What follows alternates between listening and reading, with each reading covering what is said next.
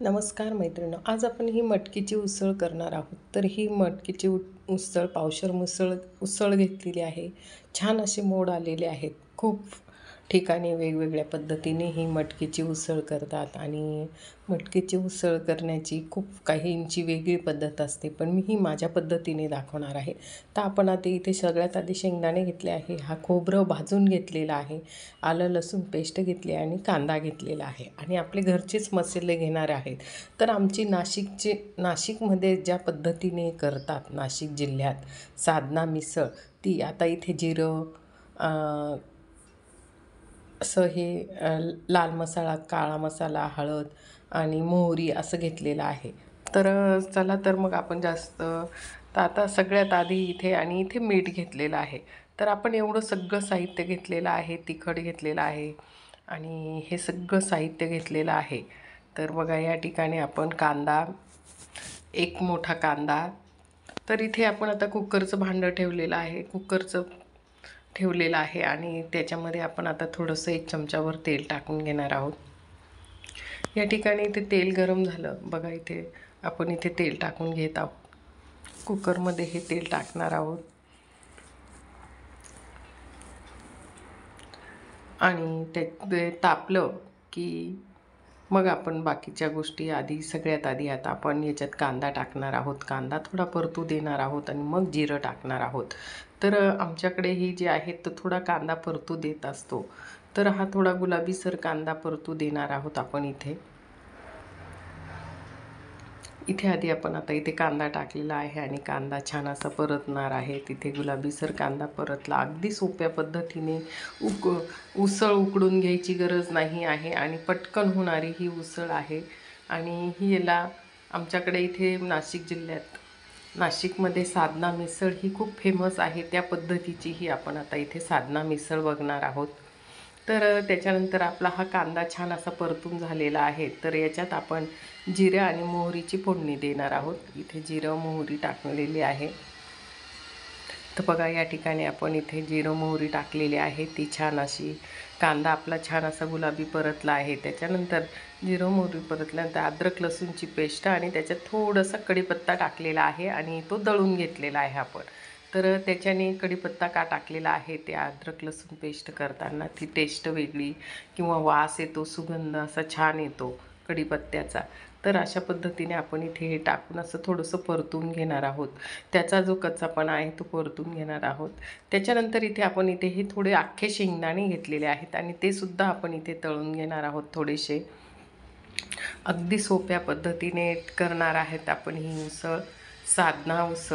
साधना मिसळ अशी छान अशी आहे आमची नाशिकची साधना मिसळ अशा पद्धतीने. तर इथे छान असं हे खमंग भाजलं गेलेलं आहे, छान असा सुगंध सुटलेला आहे. त्याच्यात जो कढीपत्ता आपण दळून टाकलेला आहे त्याचा छान असा सुगंध सुटलेला आहे. त्याच्यानंतर आपण इथे खोबरं जे भाजून आणि दळलेलं होतं मिक्सरमधून ते टाकलेलं आहे. आपण खोबरं हे गॅसवर कोरडं भाजून घेतलेलं होतं आणि ते मिक्सरमधून दळून आणि त्याचा बारीक कूट करून ठेवलेला आहे. तर ते सुद्धा असं छान असं परतून घेणार आहोत आणि आपण ही थोडीच करत आहोत 2 ते 3 माणसांसाठी.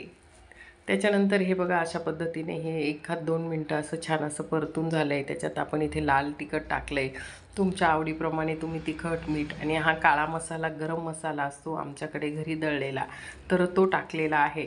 आणि मी म्हटलीच की 3 माणसांसाठी आणि आम्हाला थोडं कमी तिखट लागतं. तुम्हाला जर तिखट लागत असेल तर तुम्ही थोडं जास्त तिखट टाकू शकता, काश्मीरी लाल मिरची रंग येण्यासाठी. पण मी हे घरी दळलेला मसाला असतो त्यामुळे तोच टाकलेला आहे. तर आपण इथे मसाला जळू नये म्हणून थोडंसं पाणी टाकलेलं आहे आणि पाणी टाकून आणि असं छान असं परतून घेत आहोत. हे बघा असं छान असं जो मसाला आहे तो आपला परतला गेलेला आहे. या ठिकाणी बघा मसाला असं छान परतला गेलेला आहे आणि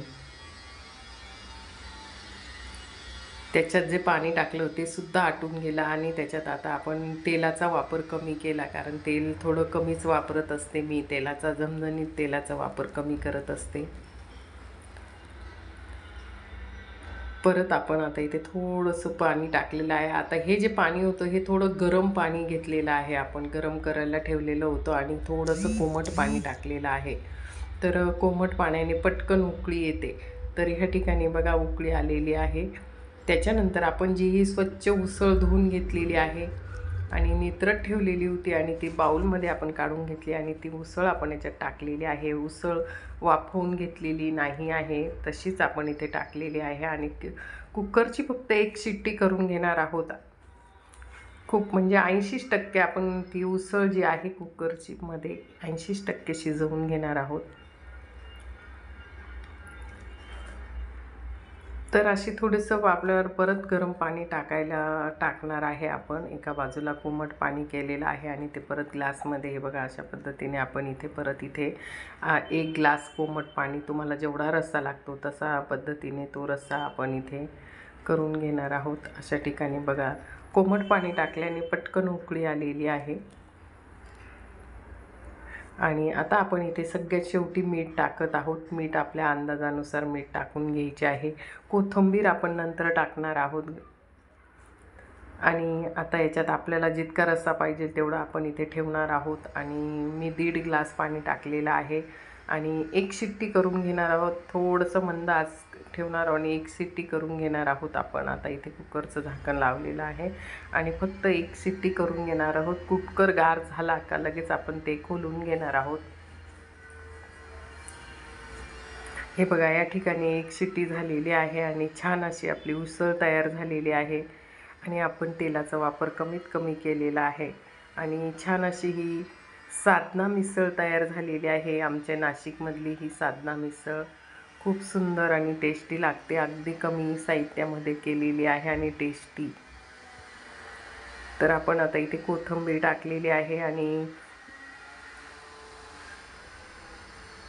हे बघा अशी छान अशी ही साधना मिसळ तयार झालेली. तुम्हाला जर माझा व्हिडिओ आवडला असेल तर जरूर माझ्या चॅनलला सबस्क्राईब करा, लाईक करा आणि छान छान कमेंट करा.